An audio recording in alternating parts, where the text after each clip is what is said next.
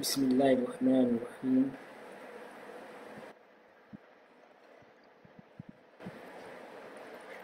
Assalamualaikum warahmatullahi wabarakatuh. Selamat pagi, salam sejahtera kepada sahabat-sahabat Facebook di dalam alam maya sekalian. Apa khabar semua kawan-kawan? Alhamdulillah, bersyukur kepada Allah Subhanahu Wa Taala kerana masih lagi diberi kesempatan kita pada hari ini untuk menghirup udara segar, dapat lagi hidup dan insya-Allah bebas daripada penyalahgunaan dadah. Salam anti penyalahgunaan dadah dan bersama-sama kita doakan semoga negara yang kita sayangi dan kita kasihi ini insya-Allah menjadi satu negara yang bebas daripada masalah dadah. Walaupun ia sesuatu yang mustahil, ya, adalah mustahil untuk kita menjadikan negara kita ini bebas 100%, 100% bebas daripada dadah. Tapi sekurang-kurangnya dengan usaha bersama-sama, dengan usaha pihak kerajaan, dengan usaha komuniti, dengan usaha semua rakyat Malaysia, dengan berganding bahu, bersama-sama kita melakukan sesuatu, sekurang-kurangnya sesuatu yang boleh membantu untuk kita mengurangkan masalah penyalahgunaan dadah. Tuan-tuan dan perempuan, dadah telah diisytiharkan sebagai musuh negara nombor 1 pada 19 Februari 1983. Dan sejak daripada itu, ketika itu, Perdana Menteri ketika itu, iaitu Tun Dr. Mahathir Mohamad telah mengisytiharkan dadah sebagai musuh negara. Sejak waktu itu, sejak masa itu, kita telah kerajaan dan dengan usaha rakyat telah melakukan pelbagai bentuk usaha untuk kita mewujudkan negara Malaysia yang bebas dadah. Ya, ia bukan suatu perjuangan yang mudah. Ya, sebab dadah sentiasa wujud. Bahan ini sentiasa wujud. Sentiasa akan ada orang yang mencari keseronokan, mencari kedamaian, mencari sesuatu keseronokan melalui penyalahgunaan bahan. Dan akan ada satu golongan pula yang akan mencari kekayaan, mencari kesenangan dengan mencipta bahan-bahan, dengan mencipta dadah ini untuk mencari sesuatu kesenangan, dengan menjual, dengan mencipta, menyimpannya, menjual dan mengedahnya. Maka akan ada sentiasa golongan yang akan mencipta dadah bahan ini, dan juga akan ada satu golongan lagi yang akan sentiasa mencari keseronokan, iaitu melalui dadah. Kerana itu insya-Allah saya akan membuat ceramah mengenai penyalahgunaan dadah ini secara bersiri. Dan siri pertama ini ialah kepada pengenalan.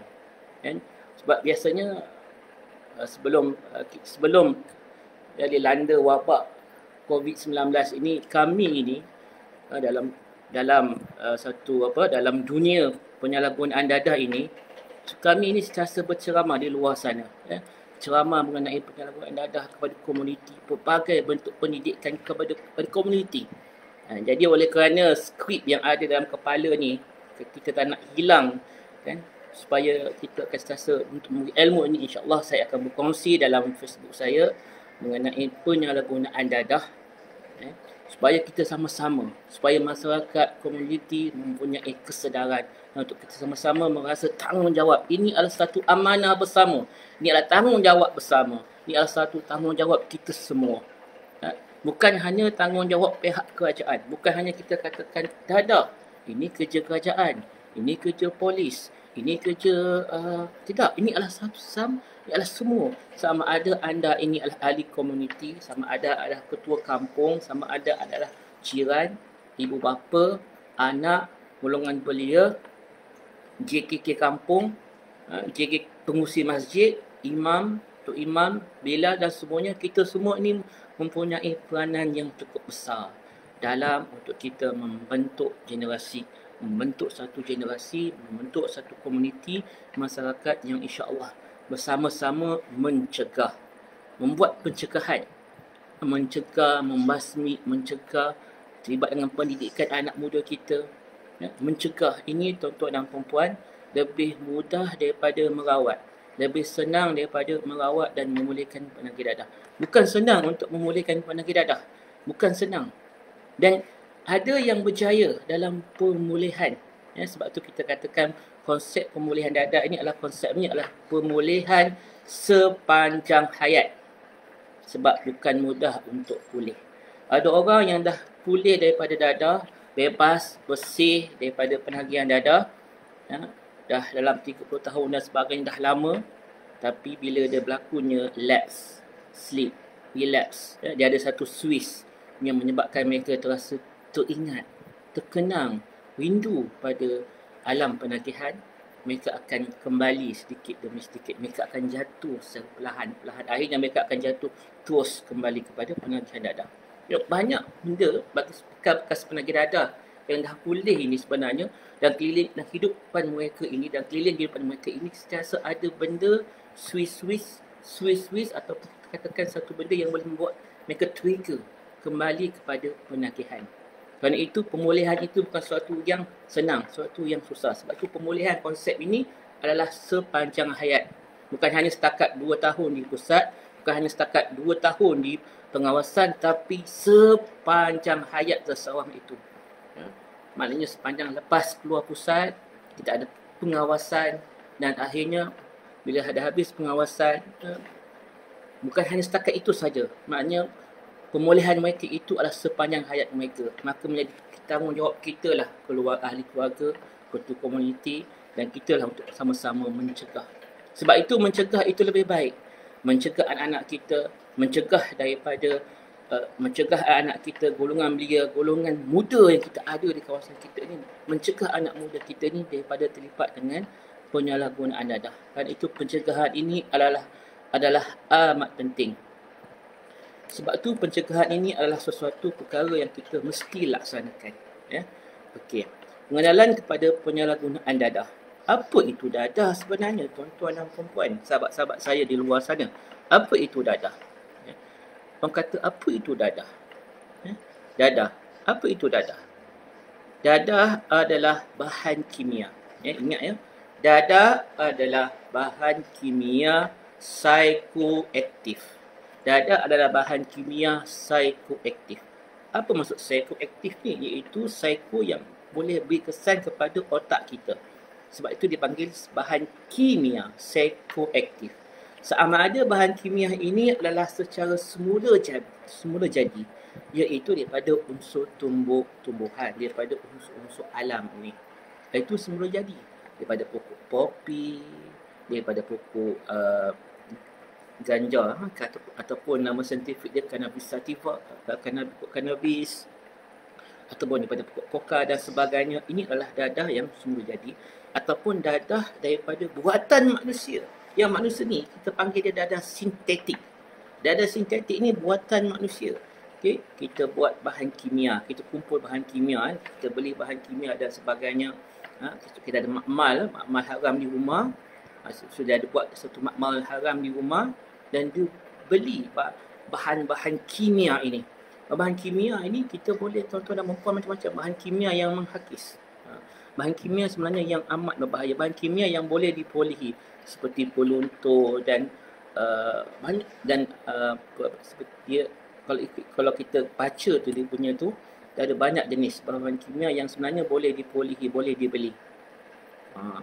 Nak kena cuma nak buat satu benda yang dia kena cari precursor. Precursor ni dia kena cari kat black market. Orang boleh beli bahan kimia ni yang boleh buat dadah kat rumah.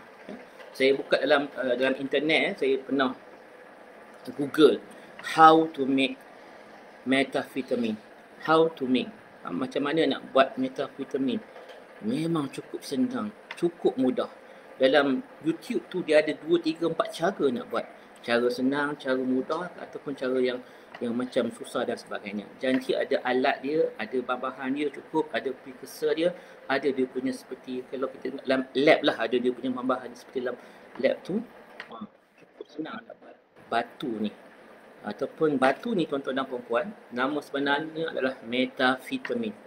Methamphetamine ataupun dikenali sebagai syabu, ataupun batu, syabu, batu, ais kristal, meth adalah dadah yang sama, iaitu methamphetamine. Ia bukan dadah yang baru sebenarnya, tuan-tuan dan puan-puan. Ia adalah satu dadah yang telah ditemui cukup lama. Ya. Dah lama dah. Malahan telah digunakan dalam peperangan dunia kedua. digunakan oleh tentera-tentera Nazi. Sebab setiap tentera Nazi ni dia dibekalkan oleh pil-pil metafetamin. Sebab itulah dia menjadi satu tentera yang hebat. Yang maknanya dia menjadi ganas. Bila perang tu dia jadi begitu kuat. Sebab dadah metafetamin ni adalah satu dadah yang menyebabkan kadar metabolisme badan kita ni cukup tinggi. Sebab itulah kita rasa kita ni kuat, sebab kadar metabolisme, kadar pembakaran tenaga dalam badan kita ni meningkat. Sebab itulah mereka ni boleh tak tidur, boleh bekerja keras dan sebagainya. Sebab itulah tentera-tentera Nazi ni dibekalkan dengan pil metafetamin tadi. Begitu juga tentera-tentera Jepun. Tentera-tentera Jepun pun ada dibekalkan pil ni. Sebab itulah mereka berani melakukan, kita sebagai yang terjunan ni, yang kapal terbang tu, yang jet-jet pejuang Jepun tu, dia membuat satu terjunan kepada kapal-kapal perang musuh ni dengan maknanya buat secara membunuh diri. Maknanya ni adalah sebab apa? Sebab mereka berani buat begitu kerana mereka juga dah dibekalkan oleh metafetamin, ya. Maknanya dadah sudah digunakan dalam peperangan dunia kedua. Dadah batu ni. Dia bukan dadah yang baru. Dan sekarang ni penggunaan, trend penggunaan kalau tahun-tahun 90-an, dadah daripada jenis opiat adalah yang paling nombor satu. Opiat ni adalah dadah daripada pokok kopi, seperti morfin, candu, heroin. Apa candu ni? Candu ni sebenarnya tuan-tuan adalah getah sebenarnya. Daripada bunga tu ada biji, ada pokok kopi tu ada biji dia tu, ada buah ada biji pokok kopi tu. Bila kita toreh dia keluar getah. Getah putih itulah yang bila dia mengeras jadi coklat kehitaman, itulah candu sebenarnya. Bila candu dia masak, dibakar, dia ada lebihan-lebihan. Itu dia nama candu, apa panggil dia sebagai candu. Candu bila diproses jadi morfin, dan bila diproses lagi dia jadi heroin. Itu dadah yang common, yang biasa disalahgunakan oleh orang kita kat Malaysia ni pada era tahun-tahun 80-an, 90-an, pada tahun dulu lah. Dan iaitu kaedah yang biasalah, sama ada hisap ataupun cucuk menggunakan jarum. Sebab itulah pada tahun-tahun 80-an dan 90-an kita lihat ramainya orang Melayu yang kena dijangkiti oleh penyakit AIDS. Sebab kuman HIV ini, tuan-tuan dan puan, dia boleh merebak sama ada melalui salah satunya adalah perkongsian jarum, terutama oleh golongan yang menyalahgunakan dadah heroin tadi, iaitu secara cucuk. Sebab itulah sekarang ni dia punya trend sudah berubah. Trend penagihan lebih kepada dadah syabu ataupun metafetamin ni. Trend sekarang ni adalah lebih kepada penyalahgunaan dadah syabu. Kalau kita lihat statistik yang ada sekarang ni, yang duduk carta pertama ni, yang paling ramai ni adalah pengguna dan juga penyalahguna dadah jenis daripada syabu ini. Yang heroin ni dah jatuh dah, nombor 2. So apa beza dia? Kalau dulu bila ramai yang guna heroin, ramai yang cucuk, ramai yang kena HIV dan AIDS. Tapi sekarang ni bila sebut dadah syabu ni, ramai pula yang kena penyakit mental. Sebab tu dadah syabu ni lah dadah yang menyebabkan masalah mental. Banyak kes-kes sekarang ni yang sebab itulah dalam banyak kes-kes yang saya jumpa, mereka yang menyalahgunakan dadah syabu ni mengalami masalah mental yang cukup kronik. Dan memang bila otak kita dah rosak, kita tak boleh nak buat apa dah. Saya pernah jumpa remaja perempuan baru lepas SPM. Pernah saya jumpa kat ward psikiatrik, sebab dia dah jadi otak dia dah rosak sebab akibat daripada penggunaan dadah syabu. InsyaAllah saya akan ceritakan pula kenapa dadah syabu ni merosakkan otak dalam siri yang akan datang. Dalam siri yang pertama ni saya akan lebih kepada pengenalan kepada penyalahgunaan dadah. Kembali kepada maksud apa itu dadah berbahaya. Dadah berbahaya ini saya sebut tadi bahan kimia psikoaktif yang memberi kesan kepada otak kita, cara pemikiran kita, bagaimana otak kita berfungsi, bagaimana otak kita bertindak dan sebagainya, dan juga memberi kesan kepada keseluruhan tubuh badan kita, dan memberi kesan pada tingkah laku kita, pada psikologi kita, pada fizikal, pada psikologi kita. Dan maknanya dia beri kesan pada kita, maknanya beri kesan yang buruk kepada tubuh badan kita. Itulah dadah berbahaya.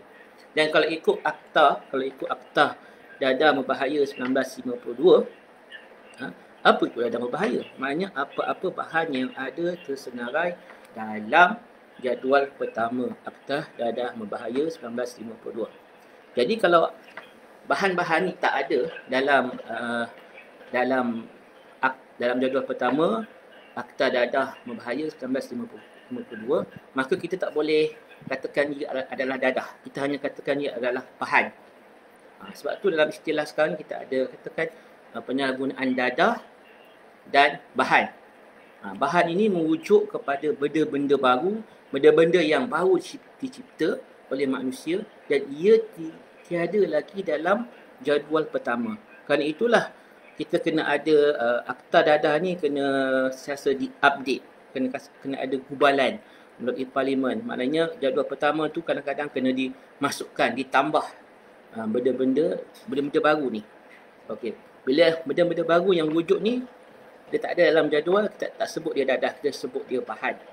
Sebab itulah penyalahgunaan ketum ni kita tak boleh sebut dia dadah, sebab ketum ni tiada dalam jadual pertama. Ia ada dalam jadual dalam akta racun.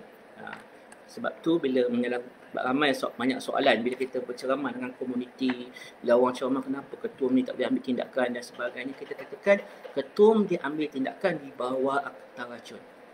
Kita tak boleh nak ambil tindakan di bawah akta dadah. Akta dadah berbahaya 1952 ataupun akta penegak dadah rawatan dan pemulihan, atau akta penegak dadah rawatan dan pemulihan, akta penegak dadah rawatan dan pemulihan 1983. Kenapa? Sebab dia tak termasuk dalam jadual pertama. Sebab tu sebenarnya banyak, kalau nak masukkan kena masukkan secara dalam parlimen lah. Itu mereka yang bahagian pelaksana,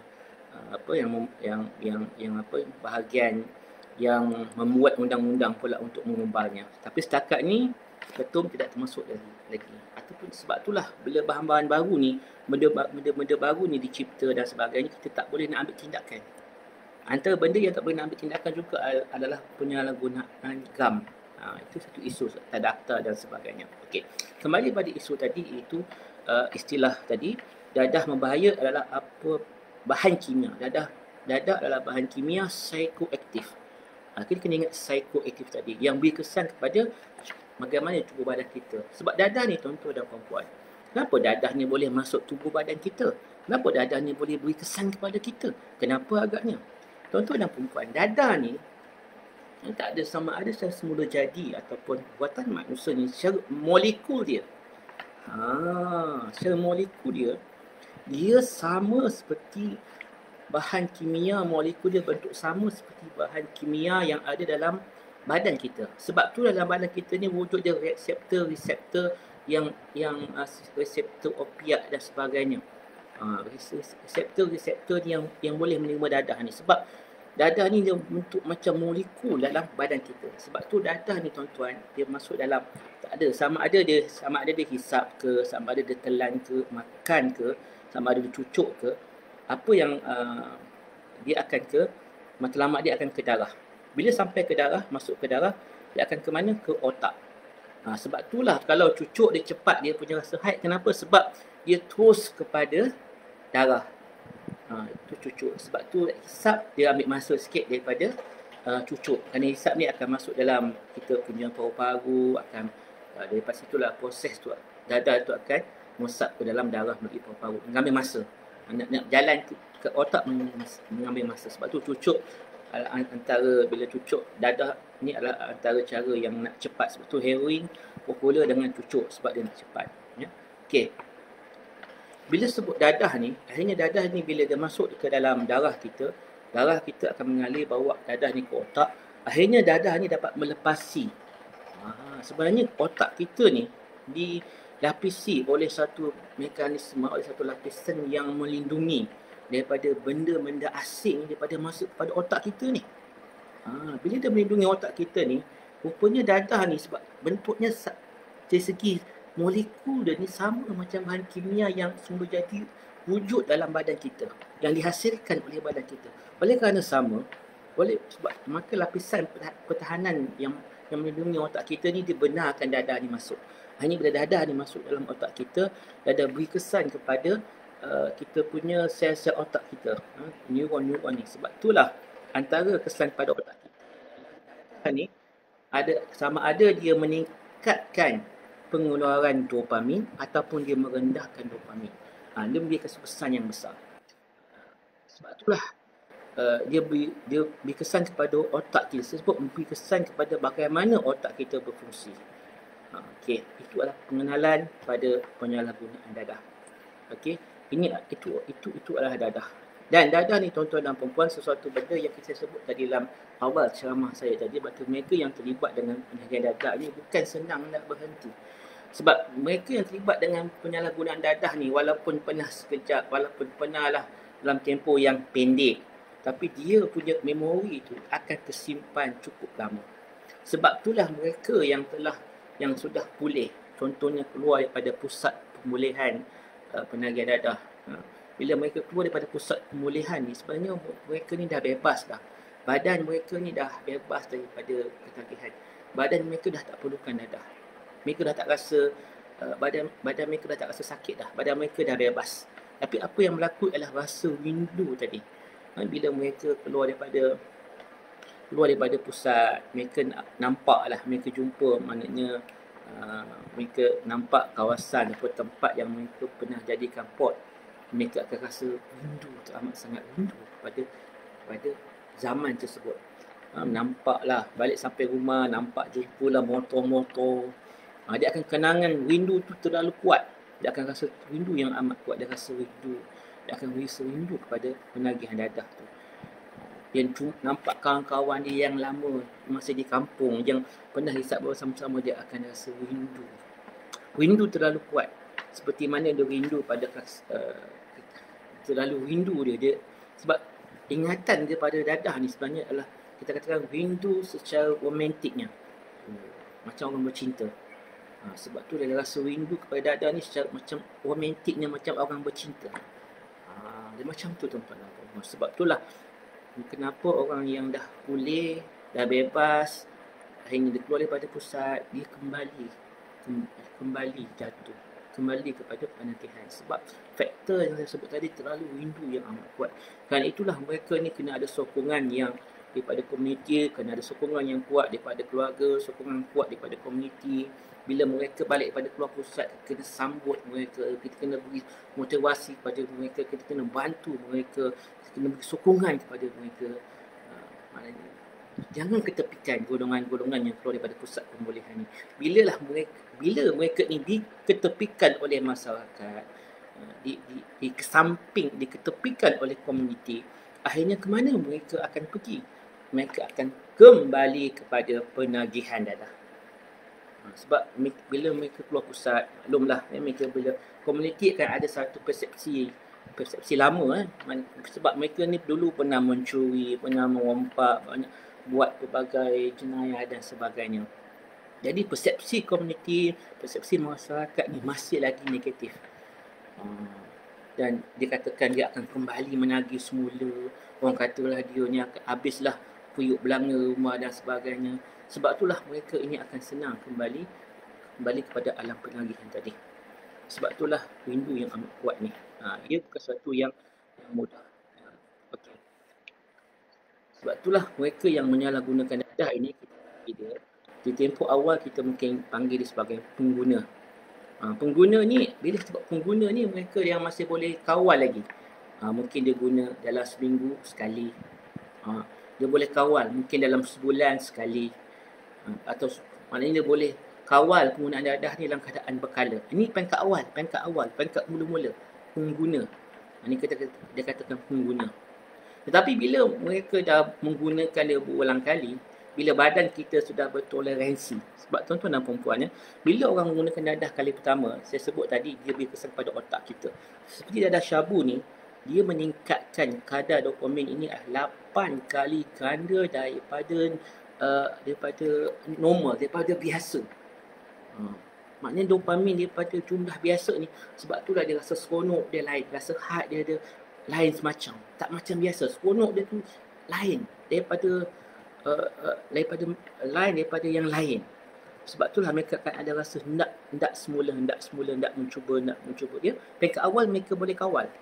Tapi bila penggunaan yang berulang kali ini, mungkin satu kali sehari sekali, 2 hari ataupun 2 hari sekali ni, akhirnya badan kita akan toleransi, akhirnya badan kita memerlukan dadah, akhirnya dadah itu menjadi satu keperluan untuk badan. Masa ni mereka dah dikatakan sebagai penagih dadah sebab mereka memerlukan dadah. Bila mereka tak dapat dadah, mereka rasa sakit. Sama ada kesan itu kepada tubuh badan ataupun kepada psikologi. Sebab itulah kalau anda baca mengenai penyalahgunaan dadah syabu ni, dia ada circle dia. Dia ada circle dia, pusingan dia. Dia akan ada rasa, mula-mula bila dia ambil dadah syabu tu dia rasa seronok, haid dan semacam. Bila dah habis kesan dadah syabu ni, antara circle pusingan dia tu, dia akan rasa kosong. Kenapa kosong? Sebab dopamin ni, bila dadah syabu ini meningkatkan kadar dopamin ni cukup tinggi, maknanya otak kita ni dipaksa untuk mengeluarkan dopamin dalam kadar yang cukup tinggi. Akhirnya siasat otak kita ni kepenatan, kelusuan, tidak boleh mengeluarkan sebarang dopamin. Dopamin ni penting untuk kita rasa gembira, untuk kita rasa seronok, untuk kita rasa bahagia, untuk kita rasa nikmat dan sebagainya. Tapi bila tak ada dopamin, dia akan rasa kosong, dia akan rasa kecewa, dia akan rasa sedih. Sebab inilah yang boleh membawa kes-kes kepada membunuh diri. Sebab dia rasa kosong. Akhirnya bila dia rasa kosong, dia rasa sedih tadi, kesan daripada psikologi tadi, dia nak pulihkan balik perasaan tadi, akhirnya dia akan mengambil semula dadah syabu tadi. Dia nak paksa balik otak itu untuk mengeluarkan semula dopamin. Bila proses ni berulang kali memaksa otak keluarkan dopamin, akhirnya inilah menyebabkan sel-sel otak ni boleh mati. Bila sel-sel otak mati, yang menyebabkan masalah mental kepada mereka yang terlibat dalam ketagihan dadah syabu. Okey, tuan-tuan dan perempuan, saya sebut tadi dadah ni wujud secara semula jadi, sama ada daripada pokok-pokok, tumbuh-tumbuhan, pokok kopi, pokok ganja dan sebagainya, ataupun daripada buatan manusia seperti LSD dan sebagainya, ketamin, ketagihan kepada saya sebut tadi yang metafetamin, amfetamin dan sebagainya. Ni kalau LSD ni tuan-tuan dan perempuan, kita dalam tahun 60-an dulu pernah berlaku perang Vietnam. Antara yang menyebabkan LSD menjadi popular di Asia ni pada waktu itu adalah tentera Amerika lah yang membawa masuk ke dalam kawasan Asia Tenggara ni dadah LSD. Banyak tentera Amerika yang ketika itu yang ketagihan dadah LSD. Waktu era tu memang waktu era popular dadah LSD ni. Pada tahun 60-an, 70-an ni. Ini menyebabkan LSD itu yang dibawa oleh tentera Amerika. Okey. Tuan-tuan dan perempuan, kerana itulah dadah kesan dia cukup bahaya kepada kita. Dalam siri pertama ini saya nak beritahu, dadah itu saya sebut tadi, yang pertama, dadah adalah musuh negara. Telah diisytiharkan sejak tahun 1983. Itu pada 19 Februari 1983. Kedua, dadah ini adalah bahan kimia, saya sebut tadi pengertiannya bahan kimia yang psikoaktif tadi, berkesan pada otak kita. Ketiga, dadah ni tuan-tuan dan perempuan boleh wujud secara semula jadi, sama ada daripada tumbuh-tumbuhan ataupun daripada sintetik buatan manusia. Bila buatan manusia ni senang dicipta. Dan ketiga dan keempat tadi bukan senang untuk berhenti daripada alam penagihan dadah. Sebab itu konsep dia dalam rawatan, dalam drug recovery ini, dia adalah sepanjang hayat. Maka saya tekankan dalam siri yang pertama ini, tuan-tuan dan perempuan, tanggungjawab kita bersama untuk kita mengadakan pendidikan pencegahan. Sama ada dalam komuniti kita mainkan peranan kita. Ketua kampung mainkan peranan sebagai ketua kampung dalam mencegah.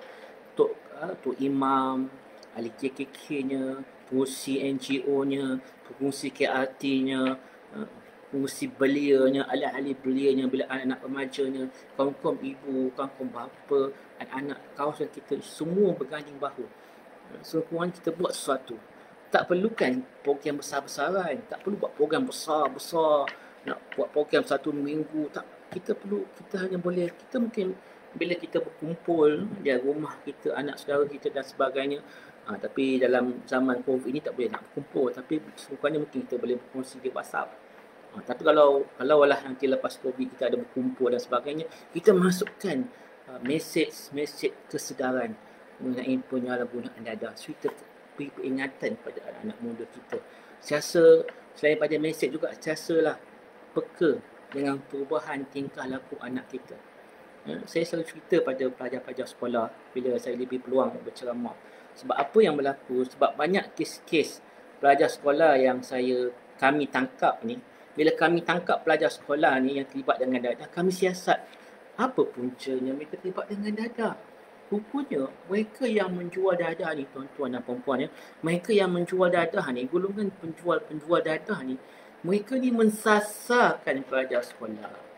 Mereka merapati pelajar sekolah ni sebagai abang angkat, sebagai kawan baik dan sebagainya, rasa menolong, membantu, bawa sana sini belanja. Lepas tu bila dah jadi rapat, akhirnya mereka akan pergi dadah pertama sekali untuk cuba secara percuma. Sama ada pelajar tersebut tahu ataupun tak tahu. Mungkin letak dalam minuman, mungkin adalah cara-cara dia, kaedah-kaedah dia. Mungkin dia bila dia hisap tu, pelajar tu nampak, dia hisap dadah, pelajar tu teringin dan sebagainya. Dan bila pelajar ni dah cuba dadah ni, kali pertama secara percuma, diberi secara percuma. Pertama percuma, kedua pelajar ni nak lagi. Bila dah kali ketiga, bila pelajar ni hendak akhirnya dia ketagih, barulah si tukang jual dadah ni, kita panggil tokan ni, barulah dia menjual pula. Itulah kaedah yang mereka lakukan sekarang ni. Kaedah mereka ni. Maknanya mereka, bagaimana mereka sebab nak rekrut pembeli-pembeli. Mereka nak rekrut mereka punya pelanggan. Mereka mensasarkan anak-anak kita. Anak kita yang masih bersekolah. Dan bila saya buat siasat, inilah hasil daripada siasatan saya dengan pelajar-pelajar yang terlibat dalam penyalahgunaan dadah. Macam tu kisah dia. Setiap kali kalau saya jumpa pelajar sekolah, lebih kurang sama macam ni. Keadaan dia, situasi dia. Inilah yang berlaku, tuan-tuan dan perempuan. Maka kita kena peka dengan perubahan tingkah laku anak kita. Kita lihat apa perubahan tingkah laku. Saya sebut tadi kan, dadah berkesan pada otak dan tingkah laku. Ada sama, adakah tiba-tiba tak tidur malam, tiba-tiba dia punya jadual dia berubah, tingkah laku dia berubah dan sebagainya. Ataupun kita check beg anak kita, jumpa, mungkin ada orang check terjumpa straw, sebab dadah jual dalam straw minuman ni yang kecil tu. Mungkin dia jumpa sudu yang ada nampak terbakar sikit, mungkin jumpa kertas timah yang daripada dalam kotak-kotak rokok tu kan, ada kertas timah telah digunakan, mungkin ada paket-paket kecil. Jadi semua benda ni kita kena tahu. Ini sebenarnya, tuan-tuan dan puan-puan, ini adalah pengetahuan yang kita kena tahu sebagai ibu bapa, sebagai golongan ibu bapa, sebagai golongan yang lebih tua ni, kita kena ada pengetahuan asas. Okey, apa benda-benda, apa bahan ni. Maknanya kita kena check beg anak kita. Ini pun pencegahan. Periksa beg anak kita, itu jugalah pencegahan. Kita mencegah daripada, pastikan dengan siapa mereka berkawan. Saya sebut tadi, dengan siapa mereka bercampur, ke mana mereka pergi. Zaman sekarang ni pun, kalau kita katakan, orang tak kisah anak ke mana semuanya. Ni yang berlaku. Okay. Sebagai penutup, pesanan saya kepada anda semua, tanggungjawab kita ini adalah untuk mencegahlah, tanggungjawab kita bersama. Ini adalah tanggungjawab kita bersama untuk kita bersama-sama dalam membantu kerajaan dalam kita memberantas dadah. Saya selalu sebut, untuk memberantas dadah ni cukup susah. Dia takkan terhapus 100%.